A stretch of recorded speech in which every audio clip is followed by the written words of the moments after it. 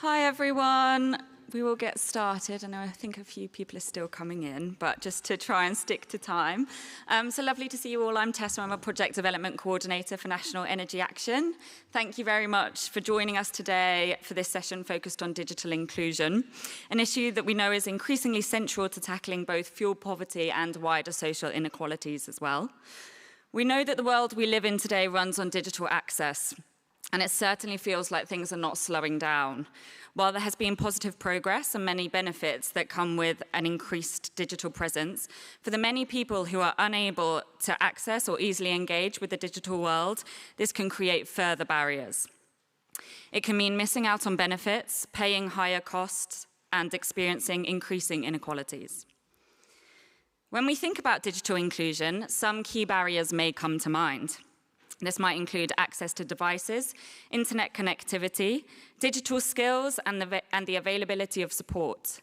It is also important to recognize that digital exclusion is not a fixed state, and many people may be impacted in different ways at different times. We know that digital barriers affect millions of people across the UK, and whilst data can only ever show part of the picture, I am going to read a few headline statistics out to you now just to help illustrate the scale of the issue. So according to Ofcom, 95% of UK adults are online, but this leaves 5% or around 2.8 million people without internet access at home. Around 3 in 10 UK households report difficulty affording communication services such as broadband and telephone. And around 15% of adults lack basic digital skills needed to use devices independently. In terms of demographics, some groups are consistently overrepresented in these statistics. This includes people over the age of 65, households with low income, people with disabilities or long-term health conditions, families with children, and households living in social housing. These factors can often overlap, and digital exclusion is closely linked with wider inequalities, including health outcomes, employment outcomes, and housing circumstances. At National Energy Action, we know that many of our clients are affected in a range of different ways. We're going to be exploring some of these barriers within the energy system a little bit later on today, but just a few examples include accessing bills and submitting meter readings online, comparing and switching to the best energy tariffs, applying for grants and support through online applications, and also reaping the benefits of technological advancements. We're focusing on this topic today because we know it's essential for ensuring that our services are as accessible as possible for everyone, supporting our clients to overcome barriers in accessing support that might be online, and ensuring that we can continue to campaign and advocate for our clients' needs whilst amplifying their experiences. We hope this session is going to help us reflect on some of these issues, and we really hope it will provide some useful insights for your own work as well. We're really pleased to be joined today by our panel of speakers who have kindly agreed to share their knowledge and experiences in this area. We've got Robert Shapiro, Partnerships Manager at the Good Things Foundation, Joseph Chambers, Connectivity and Inclusion Consultant at FarrPoint, and Nicola McConnell, Digital Inclusion Lead at Sunderland City Council. We will have some time for questions after all the speakers have spoken, so please do keep hold of any questions as we go through, and we will come to them at the end. So without further ado, I'll invite Rob up, please.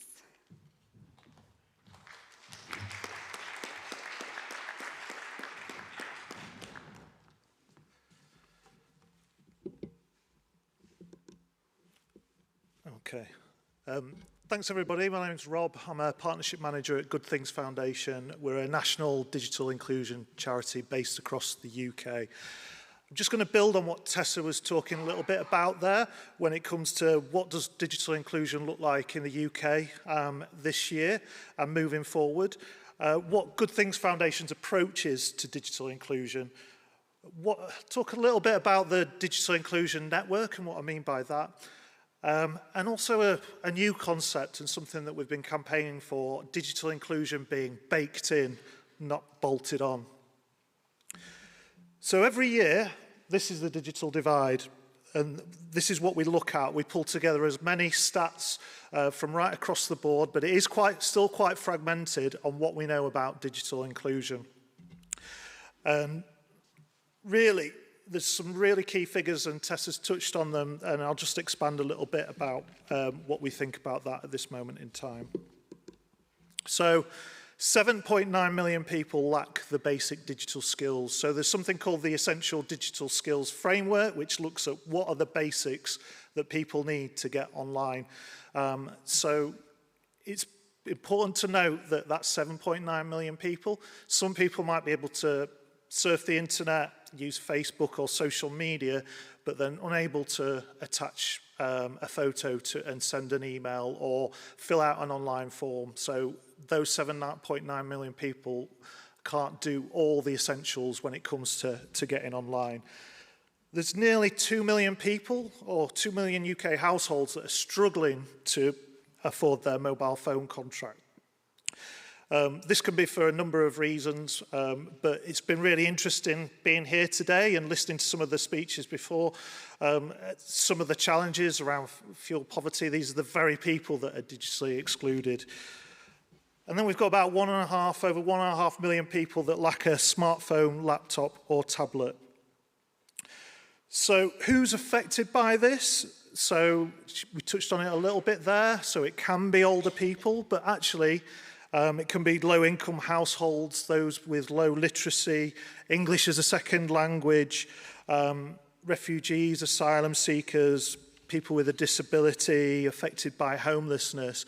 But one of the key things really, and one of the really interesting things that we've been here, is poverty runs through that. So the likelihood that those in fuel poverty could potentially be digitally excluded is very high. And I think someone else mentioned earlier about people with long-term health conditions. Again, another key audience. Those could benefit from digital inclusion, and being digitally included are actually finding it the most challenging to get online. So digital exclusion can exacerbate other issues like financial difficulties, unemployment and fuel poverty. So for a person with multiple challenges and in a time of crisis, interacting with services through a digital inclusion solution, it can sometimes make their challenge much, much harder, and we need to recognise that. So just a little bit about Good Things Foundation. Our mission is to ensure that everyone can participate in a digital society, and we aim to reach 1 million people with access to our services, which I'll come on to in a little bit. But there's 3 sort of areas, and they're all interconnected when it comes to the building blocks of digital inclusion. It's important that we look at affordable access, so ensuring that people have access to a connectivity and an affordable device. There's the basic digital skills, so ensuring everybody has the skills to get online, but really importantly, having the confidence, motivation, and staying safe online in an increasingly interesting space when it comes to information that is online as well. And one of the key things for us is that community support. So it's come up a lot today. Having a trusted person within a community is really important when it comes to learning those skills and staying safe and be able to navigate online. So when we focus on that community support, it's really important to note that just because someone has a device and they're digitally included, so if they've got a phone, doesn't mean they're digitally included. Digital inclusion is not linear. There's lots of different things. Equally, someone can have the skills and confidence but can't afford to get online. It's really important that they have those 3 things and that they have the support to do it. Be really interested to know if you can maybe have a think about this all the way through. If you have a family member or a neighbour or friend, we can all think of someone that struggles to get online. Now, just think about how much time, effort, and support is needed to solve some of the should be straightforward issues when it comes to digital solutions. So just want to talk a little bit about the Digital Inclusion Network. So at Good Things Foundation, we have a free-to-join membership of over 7,000 organisations now. And they can be community centres, libraries, food banks, homeless charities, so local specialist charities, national charities, any sort of frontline staff who are coming across people who are digitally excluded and are unsure on how to support them could join this network. And through that network, it's really important to note that they're not all IT training providers. Some of them will arrange 2-hour drop-in sessions weekly through to classroom support. But I think it's really important to note that these types of organisations, they don't need an IT degree to provide that support. Actually, it's about the people and not the tech. It's about having that patience, having that support. In a lot of occasions, people come in at a time of crisis. They need to sort out their universal credit. They need to sort out a bill that needs paying, or a ticket, or some kind of issue that's happened in their life. So these organisations, and you might relate to that, and some of these people in this room, sort out that problem, but then how are you going to help them on their journey when it comes to digital inclusion? So it's all about holistic support. Digital is just not one of them. Fuel poverty is a really good example of another challenge that they could have. So these types of organisations, they've not got big digital skills, digital inclusion signs across them, but they're local, trusted community leaders that can offer that support.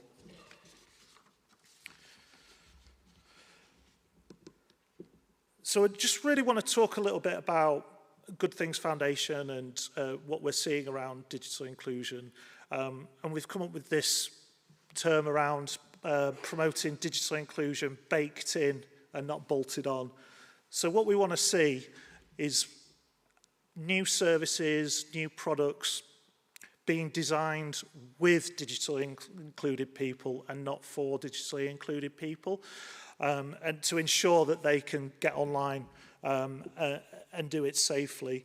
We've done a lot of work in recent years helping businesses to understand how best to go approach that, because in a lot of cases going out and looking for people who are digitally excluded tends to be through digital channels. So how do we work with communities to identify these people and work with them to help design the services and products in the future?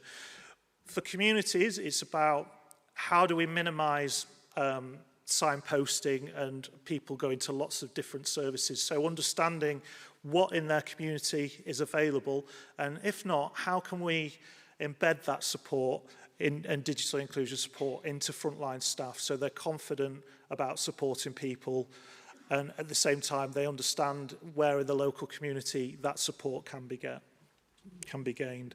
So a few final thoughts for me. So everything is always about partnership. I've just included a quick quote from DCIT, which is focusing on partnership. It's not just government, it's not just communities. This has to be an approach. It's got to be government, local authorities, communities, alongside charities, to enable people to explore the internet in a safe way and interact with services. Because I've heard it a few times today, digital first is coming. It's coming in lots of different services. And how do we ensure that people stay safe online? And it should be really stressed that I've talked a lot about how we get people online. There will be certain people that will just not be able to interact and use and build those digital skills to get online. So we cannot forget about those people. We must ensure that services are available that aren't just purely a digital first solution when it comes to that. A couple of extra things for businesses: support your local communities as much as you can. It's really important that they are funded, but also at the same time look at other ways that you can support them in the way of what your end-of-life device is like. Can you support them in that? And how do you focus on looking at your customer base? So do you understand as a business who are digitally excluded in your communities?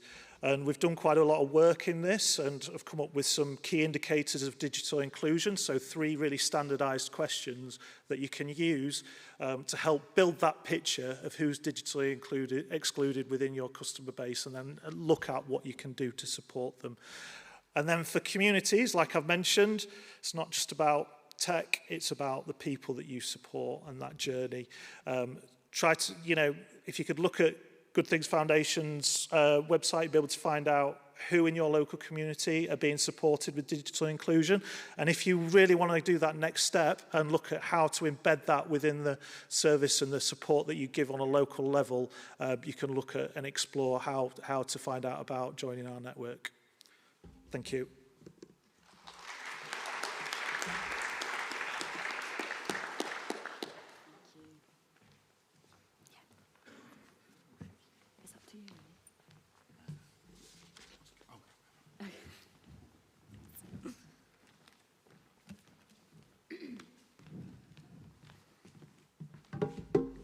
Hi everyone. Yes, I'm Joe from FarrPoint, and thanks for having us here today. So we work across all things kind of digital connectivity, and so in this we work with lots of kind of local authorities, UK government, people like NHS and housing associations, across basically a range of different digital connectivity, smart technology, IoT topics, and in this I lead on lots of our work around digital inclusion and on digital adoption. And prior to this, I was working with Rob at Good Things Foundation as well. And in addition, I have kind of like a research focus on the kind of energy infrastructure and other infrastructures and the digital kind of element of this. So I guess, coming to this kind of and approaching it, from a digital connectivity kind of perspective, we're seeing kind of two of these large and ongoing societal shifts. One around, obviously, a transition to net zero, and the second with this being ongoing kind of digitalization of our infrastructures, of our everyday infrastructures. And there's a bit of an inherent kind of promise within these. One is that, and it's something advocated by lots of stakeholders and organizations in this and everyone else, that essentially a smarter and more efficient energy system can mean that consumers are able to save money due to kind of greater flexibility, increased kind of data awareness, and the ability to save on this. Whilst this is the case for lots of people and for lots of organizations, they can get the efficiencies, it's not always the case. And the fact is that these benefits of a smarter kind of energy system, in this case, aren't distributed equally. And at the same time, we know from a connectivity angle, we know that digital and data poverty are increasing, and it's an increasingly prominent issue. And often many of the kind of same challenges that are faced by people kind of day to day are reflected in the same challenges of those facing kind of fuel and energy poverty as well. So what we're seeing is within, there is this kind of digital exclusion premium in a smart energy system. So as others have noted, for those who are unable to participate in an increasingly kind of smarter energy system, it's not that they're just kind of missing out on benefits, they can actually be made worse off from these. As I think it's the University of Liverpool noted, for households that are digitally excluded or unable to connect online, they're facing an average of £348 cost that they're missing out on from their energy bills.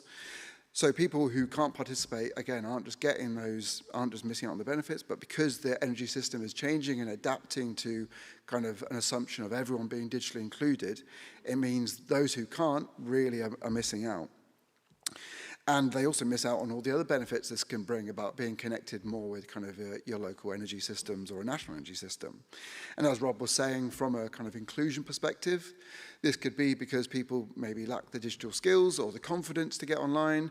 Maybe they don't have that kind of trusting relationship with the infrastructure, or they don't have the everyday's infrastructure in place, maybe kind of the issues around data or kind of connectivity. So when we were doing some research on this, a few of our kind of findings were, well, one is that, and I don't think it's a surprise to lots of people, there's this financial exclusion and issues around asset affordability. Smart tech isn't always the most affordable of solutions, and it kind of entering into a smarter energy system does come with high entry costs. There's an additional issue around kind of, I guess, time and temporality. People need to dedicate time to, I guess, understand and learn and be part of a smarter energy system, and not every family or every individual can do this. Similarly, there's issues around trust and privacy. People can be skeptical about how their data is being used. There could be a fear of disconnection when this is handed over. And sometimes there's a bit of a lack of trust with kind of infrastructure providers themselves. And people maybe who have been, put off in the past may struggle to engage once again with a smarter energy system. As with lots of kind of digitalized infrastructures, there's always issues around kind of language, literacy, and communication. Digital tools aren't always created to necessarily the best for those who with low levels of literacy, and this can just create extra challenges for people who maybe want to participate and engage in this. There's this other idea kind of around uneven impacts as well. So often what we're seeing is places who are already suffering from issues of low connectivity in terms of digital infrastructure. Whenever there's, and this might not just be in the UK context, but places where there are issues around digital connectivity gaps or not spots, they're often places that equally have issues around kind of fuel poverty and energy poverty as well. So kind of looking at this in terms of some recommendations that we were doing around our research at the time. One is for, I guess, a greater integration between kind of digital inclusion policy and energy policy. Often these kind of, especially from an inclusion perspective or an energy perspective, get discussed about separately, whereas actually there's so many kind of important benefits that they can have with each other, and really integrating them together would kind of be a lot more fortuitous for helping people engage in the system. Secondly, around really kind of harnessing a lot of those trusted intermediaries and some of these networks. So, I mean, for example, like the Online Centres Network with Good Things Foundation, places like local libraries, charities, places that have built up a really good reputation in their local community. They've been used for years by families as places, safe, warm spaces where they can get like free independent advice. Really, if we're looking towards a smarter energy system, it's one that could harness these places and use them for their benefit. And thirdly, it's kind of always kind of a call towards more inclusive design around a smarter energy system, one that can accommodate all and people who are coming at it from a digitally excluded perspective. So yeah, I guess in terms of a final message on this, I guess one is that a smarter energy system is only really truly smart if it's working for everyone and we're making sure that it's including everyone. And similarly, we need to ensure that a digital transition within our energy system doesn't just become a new engine for inequality and exacerbating this. Cheers. Thank you very much.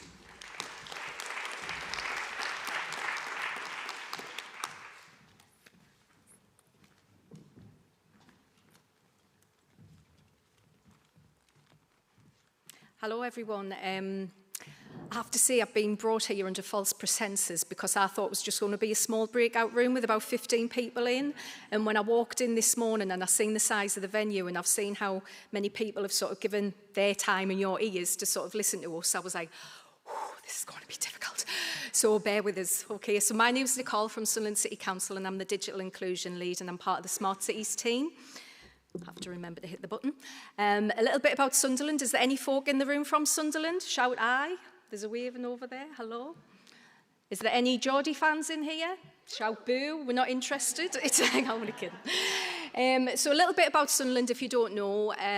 We're a fabulous city. We've got award-winning beaches, gorgeous country parks, well worth a visit. If the sun's out, go to our beaches, have a bag of chips and just enjoy yourself. There really is a glorious area.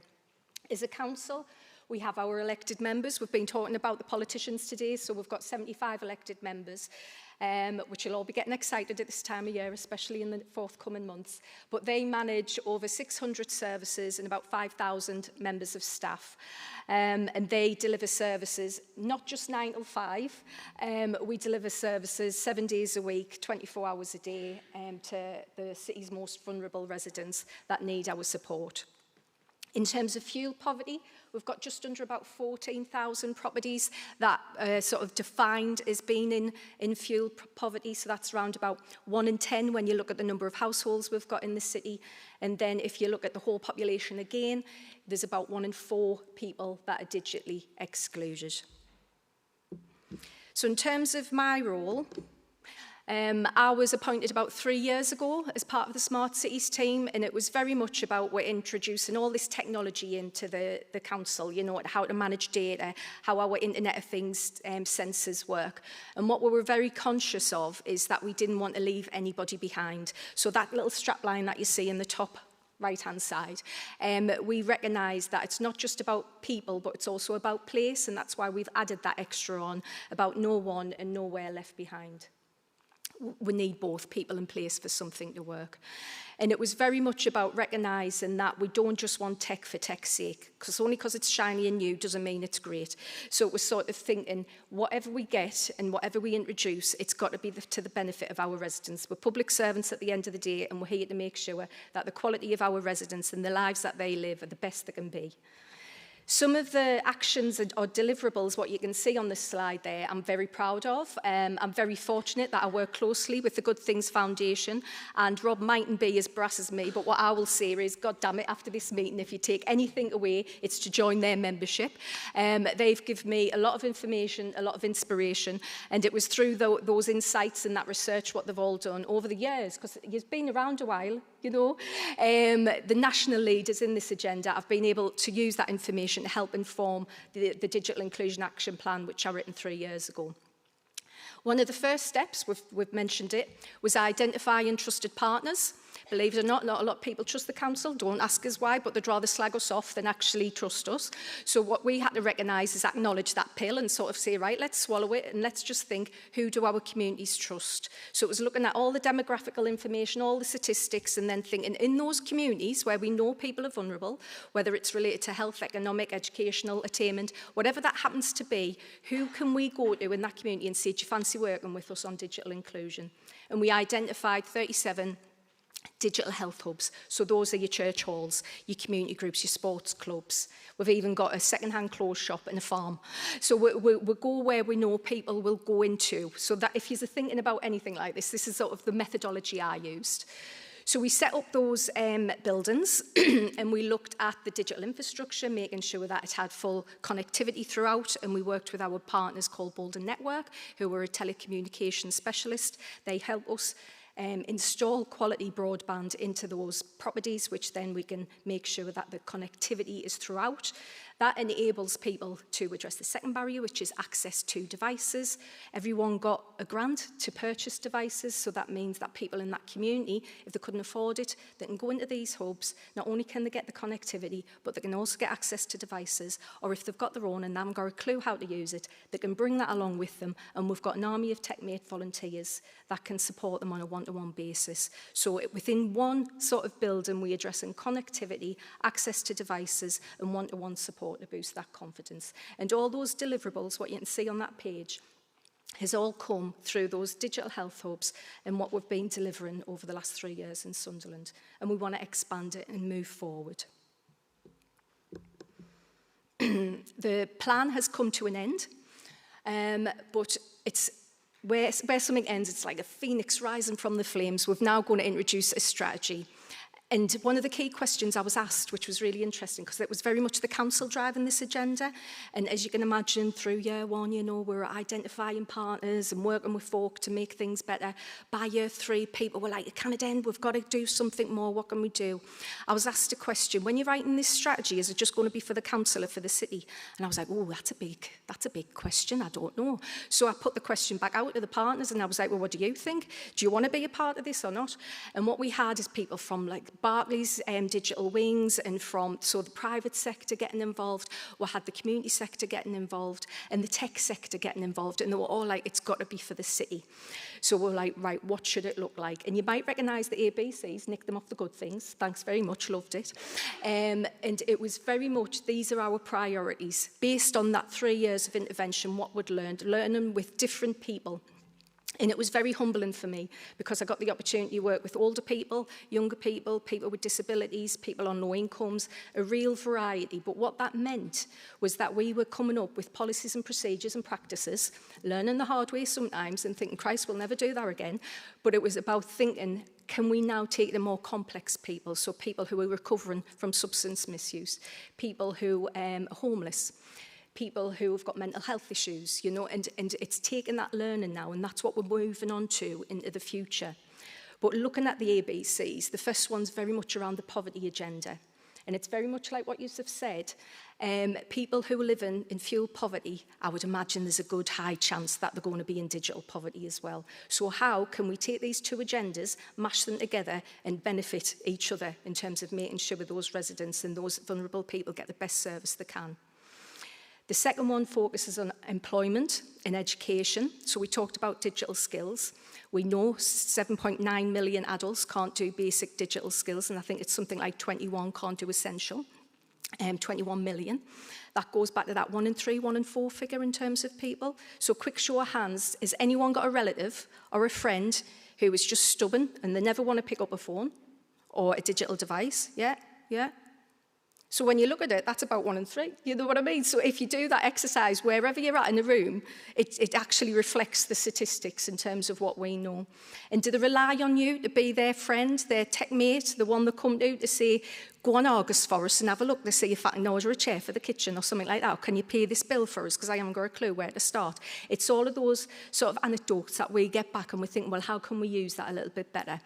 So with the digital skills, it's about trying to get people into employment right the way from pre-entry all the way up to your level 6s, level 7s for the tech sector, because there's a huge shortage, especially in the northeast, of people moving into those technical jobs. And guess what? They pay more money. So from our point of view, if we want to invest in the northeast, if we want to get money into this area, it's a real good sort of win-win in terms of making sure that our local people have got those skills to get those high-paid technical jobs. The confidence to connect, that's all about the fear factor. I was just talking on the lunch break there to a colleague, Amanda. I don't know if you're in here in a different breakout room, but we were talking about how if you watch the telly and you're at home, all you see is programs like Rip Off Britain telling you about scams and how you've got to be careful. And you wonder why some people don't ever want to go online. And it's sort of thinking, well, how can we recognise that that's an issue? And yes, we've all got to be safe, because I think every one of us in this room probably gets scammed something like 7 times a week or something like that, but we don't recognise it.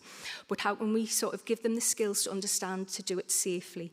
So instead of being sort of, I suppose, the scaremongering factor, we want to build fun into this one. So this is where we're going to have our techie tea parties and our confidence clubs, and we're going to get folk in a room and get them excited and gamify sessions. So there's a bit of a buzz, a bit of a carrot, a bit of a motivation. One of the examples I used for this one, that I was working with a group, and I know one of the earliest speakers mentioned a knitting group. I was like, oh, I'm going to use that later.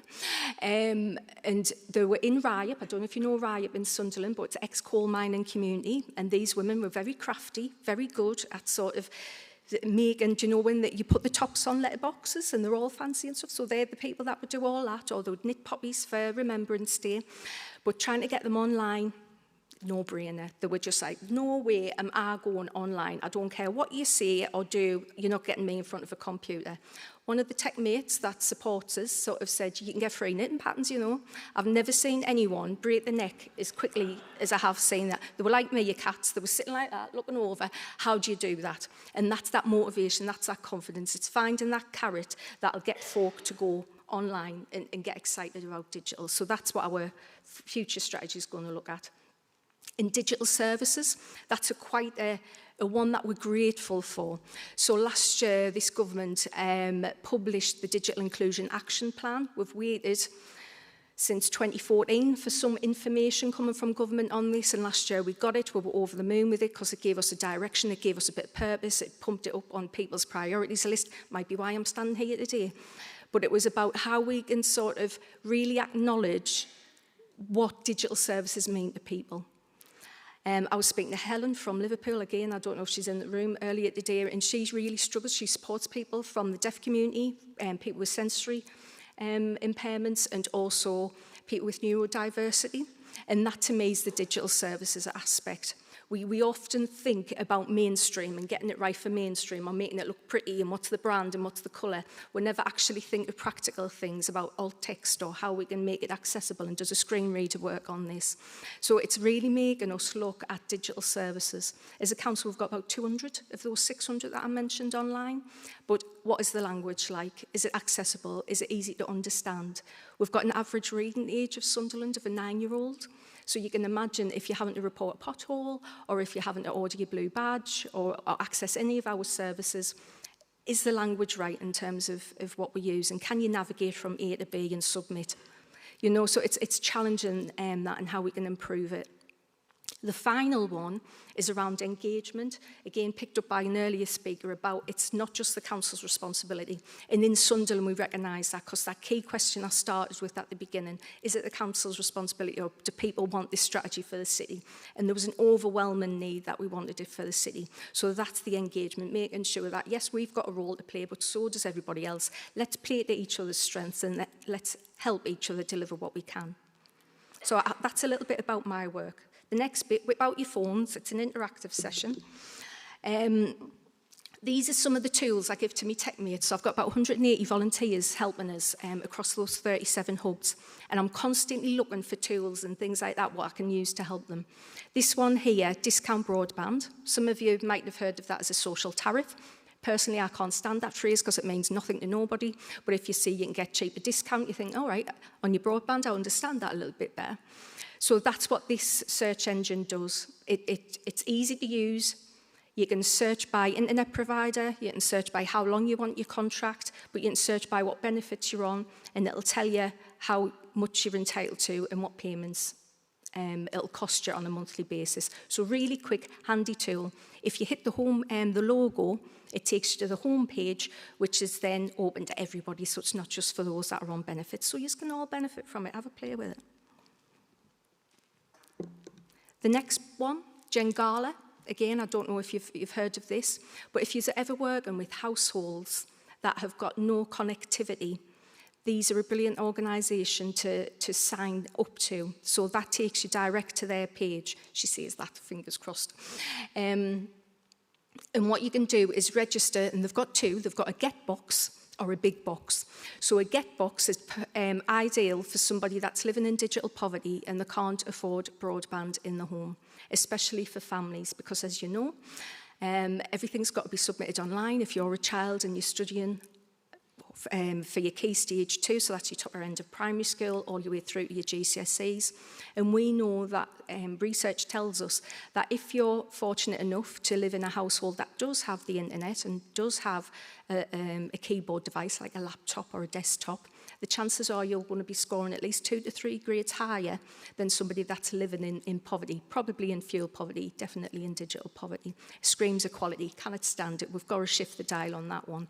So if you're coming across any households that are in that scenario, you can get a get box, give it to them, and it's like a router, plug and play with a SIM card, and up to 8 devices can access it, and it's free.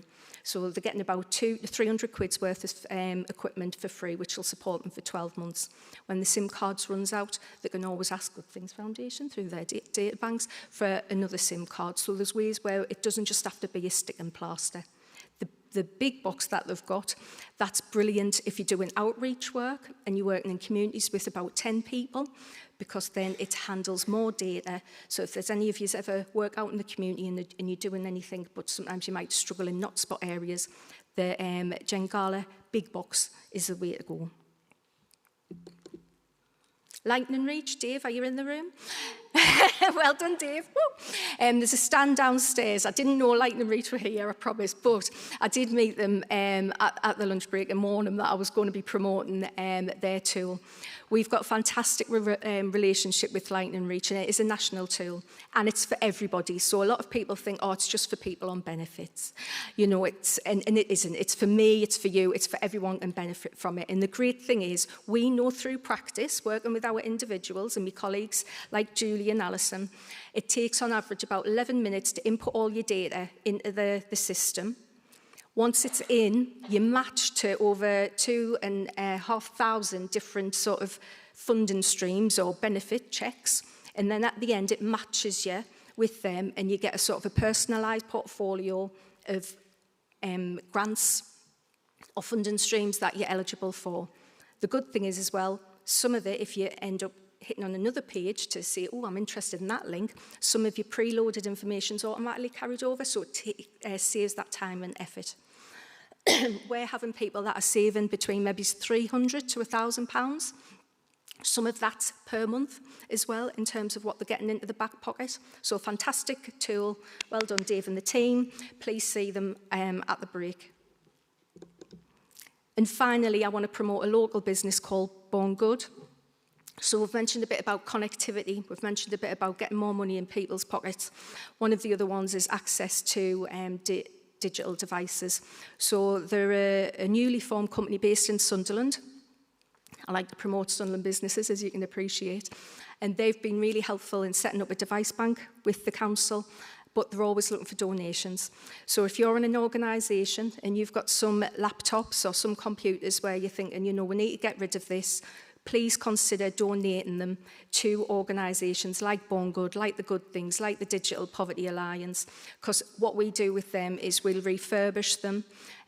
Born Good are really excellent in this because they do it to a grade A. I didn't know any of this, but there's a grade A, B and C. And the grade C computer is like a bronze, and then you've got a grade B is a silver, grade A is the top notch, you know, new car smell. That's how good the quality is. And that's what these guys do. They refurbish it to a grade A. And when I asked them why, because it costs you more money to do that, they went, well, why should people who are living in poverty receive anything but the best? And I thought, fair dues, you cannot really argue with that. So that's their ethos in terms of what they do. So always think about any of your technology that your organisation might have and how you can donate it to other people who can reuse it. It helps with the environment as well, which is never a bad thing. I think that's me done.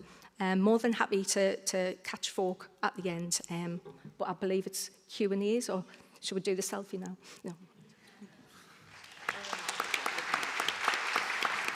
Thank you very much. So we are going to open up to the floor for some questions. So if anyone does have anything, please pop your hand up and our roving mic will come round to you. I will get started whilst you're thinking in the audience. So we heard some really great, what I would call sort of best practice examples there. And lots of things, some of the things that you share, some of them unique. I just wondered if each of you, when we're thinking about policies, changing policies, creating new policies and programs related to digital exclusion, is there anything that you can identify that you think is often misunderstood about digital exclusion? Maybe we'll start with Rob, if that's all right.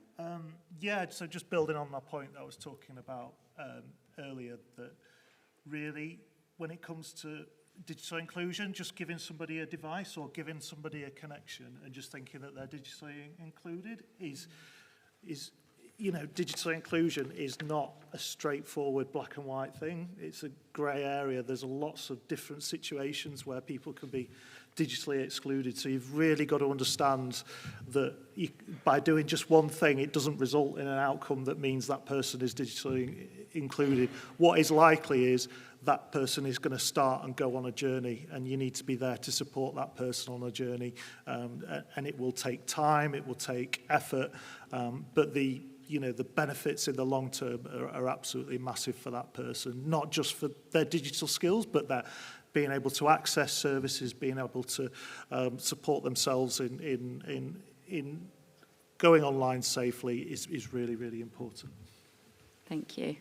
Should we keep it in order? I don't know if you want to go. Next, Joe. Yeah, I think similar to Rob. I think an acknowledgement that it's not a binary thing between exclude or included.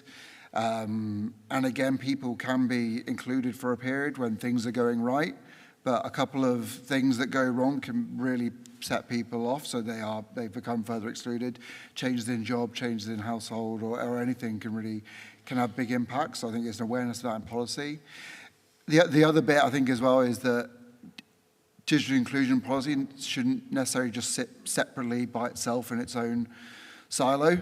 I think it works best when it's integrated into others, like within a kind of sustainable energy policy or transport or housing, whatever it is. When you build in that kind of that embedded element of digital inclusion awareness from the start, and that whatever system you're producing or looking to produce, it has that awareness of some digital inclusion basics within this, and this is what we're trying to achieve, rather than just going, oh, that's for the digital inclusion team, or that's for the digital inclusion kind of department. build it in within energy systems, within energy policy, and that's kind of where you can get the most benefit out of it. And then you can use things like trusted intermediaries, organisations that are already doing lots of great work on the front line with communities. They're the ones you can harness and leverage a lot of those relationships. So yeah, it's just kind of using what's already out there and building in inclusion within other policy aspects.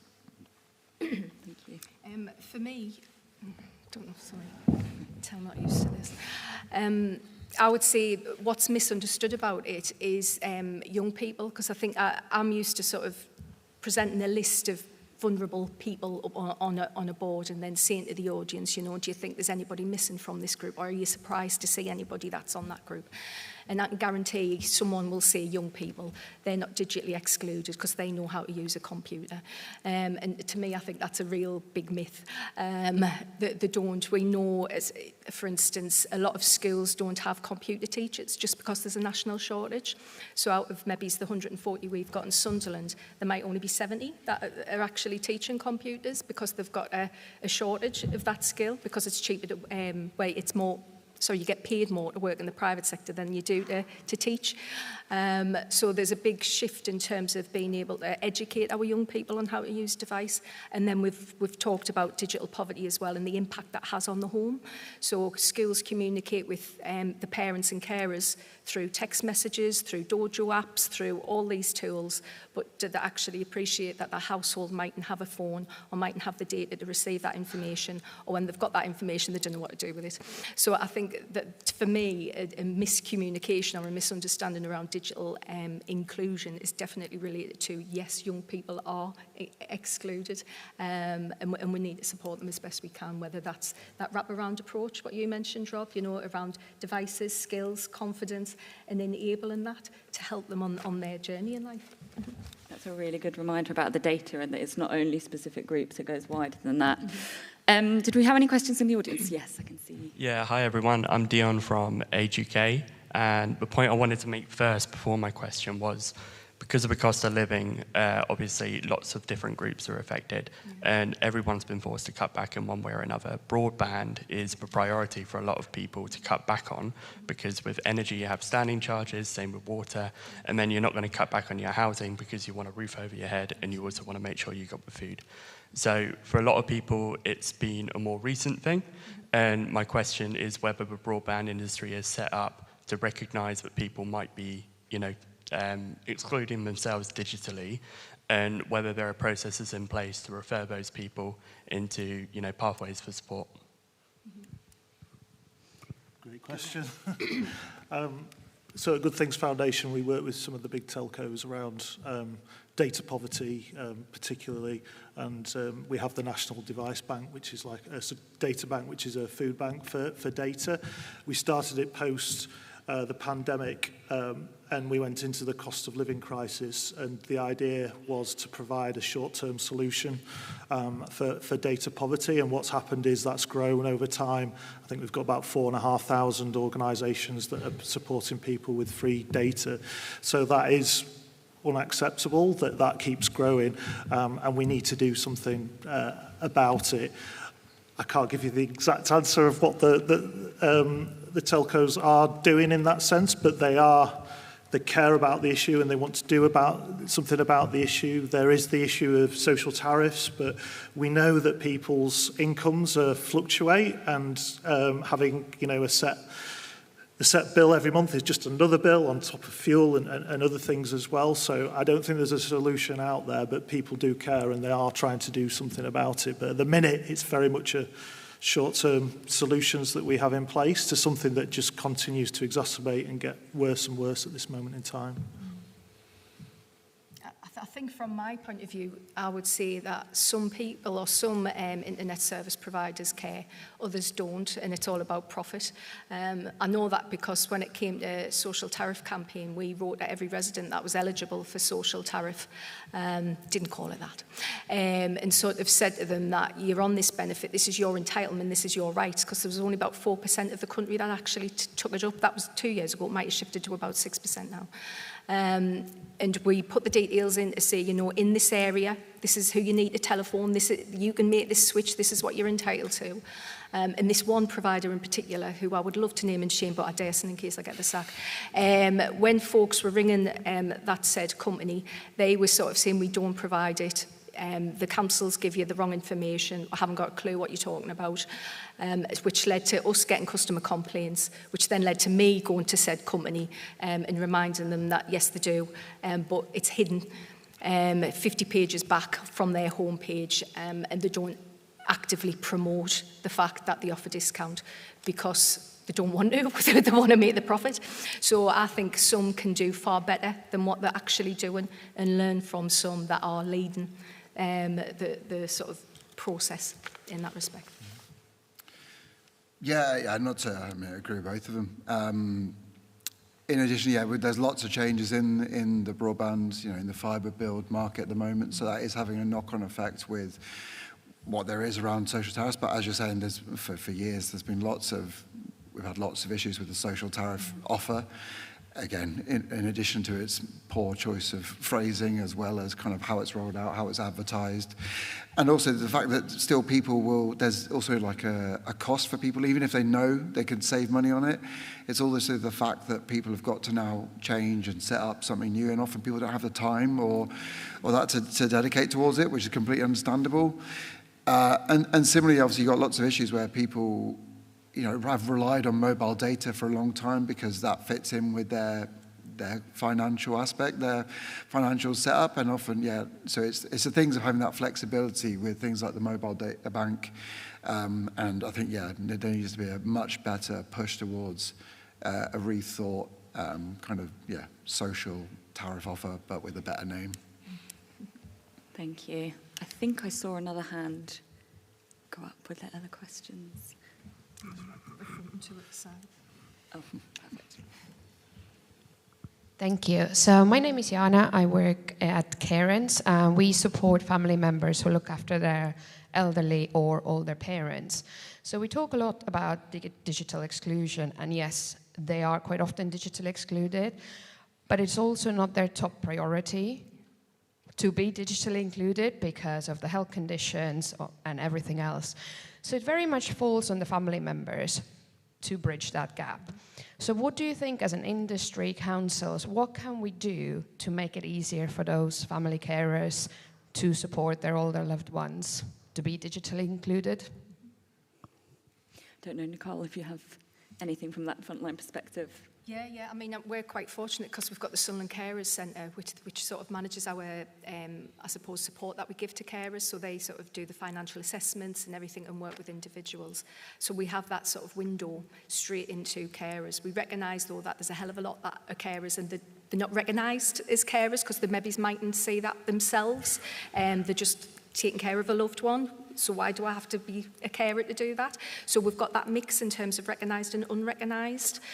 Some of the work we're doing moving forward is to work with our colleagues from our children's services and our adult social care and also our voluntary sector organisations to sort of say, where the hell do they find the time to sort of sit down and have that time to train, to be upskilled and find out what's going on? And that's where sometimes we then have to think, well, what would benefit that individual? So it goes to that motivation. What is it they need access to? Where it might be respite. How do they get to get to the daycare centre? How do they get to access better finances? Because a lot of them maybe aren't claiming what they're entitled to. And then it's sometimes about if they've got younger, if it's a family unit and it's looking after an older relative that's needs that additional support. How can we not just look after the carer, but also the other units within the household to make sure they're getting it? And it's how we can then join all those dots and what we're attempting, we haven't got it right, but we're attempting is to use the data we've got in-house a lot better. So we've developed a data warehouse where we're recognising we've got those 600 services, and each of those services is pulling in data from residents, you know, from different sources, right from basics, from bin collections to the blue badges I mentioned, or assisted lifts. But what that data is telling us is where those vulnerable households are. So then it's a case of, well, if we know where they are, how do we engage with them? Is it through email? Is it through door knocking? Is it through letters? And then using those different communication channels to get through the door and then speak to that individual to say, what is it you want? You know, how can we support you?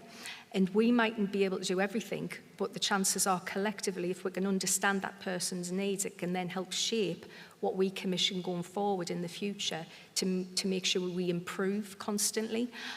Because I don't think there's ever going to be a fix, if I'm being honest. It's too complex to say, oh, we're going to resolve it tomorrow, because everything changes that much, and it's sort of recognising those challenges, but also being open to criticism to make sure that we can make those improvements where it matters. So I don't know if that's answered the question, but I think what we tend to do is trying to join the dots to make sure we can engage with those carers who are recognised carers and unrecognised carers to make sure we can give them that time to train, to support them to access the services they need. I agree. I think it's a really challenging one, because it's one of many different challenges that carer might have, having the time to actually do the time and support and get the support. We do have, so our learning platform, Learn My Way, is really short, bite-sized learning that can be sort of picked up and put down. It's not accredited learning, but it's aimed at really small amounts to appreciate that people's time and not having a lot of energy to go through that kind of stuff. But I'm not going to sit here and say that's the answer to it all, because that support that you talked about is really important, and having the respite and time to really engage with something like that, and you know, it does take time and energy is really important, and we know that they're very time poor in a lot of instances. Thank you. I think we might have had one more question at the back. Good afternoon. My name is Ivana. I work for Citizens Advice in East Suffolk. My question is more of an insight. How would you, or is there any research on digitally excluded and being connected to energy and method of payment, such as direct debits and smart meters? Because I had few clients who decide to be digitally excluded because they don't trust, they don't have the trust in the system, in the smart meters. It's about education and telling them that smart meters don't actually need to be on Wi-Fi, internet, they don't have to be connected as such. But once they have got smart meters, then as digitally excluded, they don't have access to the best tariff possible. Is there any research or campaign or something similar through National Energy Action which would sort of put this up front and had any insight? Yeah, Joe, I don't know if you had anything you wanted to come on the digital technology side of things. At National Energy Action, yes, quite a lot of our programs, this is of course something that we are experiencing every day through our advice work. I know I go out and do a lot of energy workshops in the community, and I'm definitely coming across lots of different digitally excluded households. Part of the reason we really want this to be a focus of our work moving forward and having sessions such as this today. I think you've already touched on it, but one of the key things I always notice is the trust is really important, building that trust with the group. I'll often go and spend quite a bit of time with a particular community group when we're doing our outreach sessions, and sometimes it might be that people are very nervous at the beginning of the session, and then after spending that couple of hours, sometimes maybe longer, and giving lots of time for people to ask questions, that type of thing, I sometimes find by the end of that session that trust is there a little bit more, and I'm able to more easily get onto topics such as smart technologies, smart meters, and maybe get it across in a way that they might not have wanted to listen to initially for lots of various different reasons. So yeah, I think building trust and being in the community, working with lots of other partners like we do at National Energy Action, who are also working with community groups and speaking to staff. We sometimes do staff training sessions, things like that, to try and raise awareness, let people know how to speak to people about these technologies.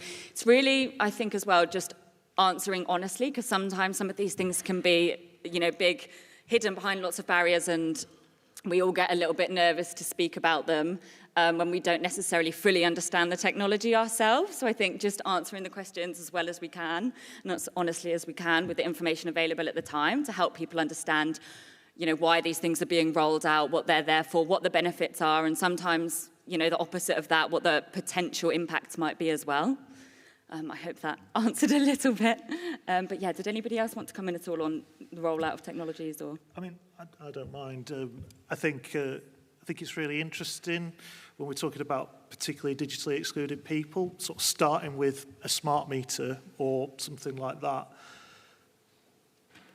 Are they going to be engaged in it at all? Or do you have to start with something fun and something that they're actually interested in and something that they could benefit with, a sport or hobby, or something that they can engage with to see the benefits of digital is more likely to get traction at that sort of stage of a journey than sort of going straight in with, right, let's talk about energy and, something that may not interest them, but could benefit them. We're talking about reducing your bills and things like that, but actually some of the best things are just to look at what are their general interests and then what can the internet help them to find those general interests exciting and engaging, to then take this next step of looking, right, to find out about that particular sport. Oh, you need an email address. Let's help you set up an email address. Right, okay, and take them on that journey rather than go straight in with the, right, we found this with things like the NHS app, looking at a digital first approach, like let's get on the NHS app. It's not going to work like that. It has to be a steady approach where actually work with that person and find out what they're interested in, and then, the internet, for all, has some absolutely wonderful information and access to some interesting things. Let's go on that journey first before we get to the sort of more technical things that can ultimately save them money, but, might be a bit more tedious, or they might be a bit more nervous or lack the confidence to approach. Yeah, no, it's a really good question. And yeah, there is lots of research out there at the moment kind of on the challenges around smart energy systems and the issue of digital exclusion. Along with yourselves and lots of others kind of on the energy research centres have developed on this. And in addition to what, people have said already around the issues of trust, around kind of working with those, there's been obviously historical issues where less than great rollouts of smart meter programs have had a real kind of negative knock-on effect for people, where people have had kind of a negative experience of seeing a smart meter rollout, and either they've not been fully educated about it, they've not been fully informed, it's been kind of forced upon them, and they've just been then put off from lots of these kind of interaction with a smart energy system. And so now it's been harder for lots of people to re-engage because that element of trust is a bit already broken by that. There's things now changing, obviously, with kind of a 2G switch off and bits like that. It does offer another opportunity potentially for new approaches to engagement with a smart energy system, and I think that's why working with lots of, again, trusted local intermediaries, having a kind of a step-by-step approach, not just automatically going, right, let's make someone fully included on a smart energy system, go. Like Rob was saying, that's not necessarily going to happen overnight, so aim for something small. But that involves energy providers working with councils, working with the Housing Association to all work together to kind of set those targets rather than just being, right, it's just a rollout, that's it, we'll do it overnight and then everything's all right. Yeah. Thank you. Oh, yep. Another question. I don't see there's two on that side. Thanks. Khan from Centre for Sustainable Energy. We've been supporting a lot of people through the Warm Home Local Grant or retrofit schemes who are getting, say, solar panels or heat pumps installed, actually access the tariffs that are going to benefit them. And as you know, it's been talked about a lot in the panel. There are a lot of challenges to that. There are a lot of assumptions made around how people can access these tariffs to then actually realize the benefits. But for them to access these tariffs, they need a lot of support. A lot of the people who are getting the grants, who are in fuel poverty, we're finding they might not be digitally excluded, but they're not digitally confident. And so to actually navigate the really complex journey for them to then access, say, payments for their solar electricity that they have to export, it just puts them off, and they're not going to do it, and therefore they don't see the benefit of the solar, and then that puts the wider retrofit sort of journey into risk. So there's talk of supporting people with the digital exclusion, but then I guess there's also how do we make it easier for those who are digitally excluded to access these services and not put so many barriers into place for them? And just wondering what the panel's view is on any sort of movements or sort of lobbying that's happening to help make things like that easier, so that we de-risk the retrofit program in that respect. No, I was going to say, I think in terms of lobbying, it's having events like this, if I'm being honest, to sort of raise the awareness around how it joins, like both agendas meet, because I think sometimes you can just get siloed into thinking, well, fuel poverty is just about energy, but you don't think about, well, how do folks access that? And it is via the digital world, so sometimes they have to take a step back and think, well, how do we make sure that the services are accessible if they are online? I mean, I'm always an advocate of that. We should never force anybody to go online, and we always have to have offline support, because you cannot beat a person-to-person discussion. But it's sort of thinking, if it's cheaper for sort of organisations to do things online, how can we make sure that the language is easy to understand, that the system from A to B to end is easier to follow? And I think having events like this is really key to push it on top of the politicians' priority list. In terms of the action plan, the digital action plan, which was launched in February last year, it was really heartwarming to see that 7 of the 16 Secretaries of State has also signed up to that. So it wasn't just your DSIT, it wasn't just your sort of information technology team, it was also your work pension, was it DWP, the Department of Work and Pensions, it was also the health and inequalities, it was also the sort of housing and local government. So it was all of these different Secretaries of State that were thinking, actually, maybe we do need to take a step back, and instead of pushing everything online, we need to think, well, what's before that? And I think that's the thing that I'm taking away from today. I've never really recognised fuel poverty, please don't hate me. I've just seen it as people in poverty. I've never really put that label on around fuel. But now I'm thinking, I was speaking to Graham, who leads on it from the council, to sort of say, Christ, we're probably targeting the same people, but we're working like this instead of working like that. So that's one of the things we're going to correct after today's meeting. It's sort of putting it on people's agenda, recognising that you might have your own I suppose targets or achievements that you want to deliver, but looking at that baked in, baked in, not bolted on. Yeah, that's it, baked in. So it's looking at that, isn't it, and that ethos in terms of making sure they're married together. Yeah. Over to you, Rob. I guess just back to one of the points I made earlier on about designing with digital inclusion in mind, and when you look at products and services, it's really hard to find people digitally excluded for businesses, because communications, it's all online a lot of the time. They go and find and they interview. And so we're really keen to ensure that at the beginning, when things are thought about, that actually by including those people who are seldom heard and spending the time and energy to go out and speak to them and involve them, actually you'll improve the situation for further down the line, which I think what you're talking about. Right, what do we do now with all these people that we can't support? Because, has those sort of solutions been tested as they've gone through that, or has it just been for the general public? So I'm really keen that we think about that and how we include people that we're talking about today within the design of services. Thank you.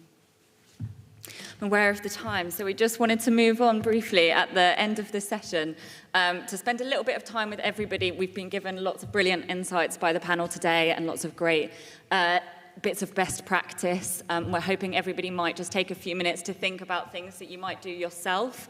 You might take away with you today. It might be something that you're going to share with your colleagues related to digital inclusion. It might be something big in your organisation that you're going to change, but it might be something just really small. So if everyone, we invite you to, we've got some post-it notes down at the front, so we invite you to write it down on a post-it note, because apparently writing things down means that we're more likely to do them. That's what we sometimes hear with New Year's resolutions, so I'm hoping it's that type of approach, and then we will be collecting them at the doors as well if you'd like to hand them in. Of course, you don't need to write them down if you don't want to, but yes, we invite you to do that, to just think about it for your own organisations. But I just want to thank everybody very much for all of their contributions today, and a huge thanks to the panel as well. I almost forgot.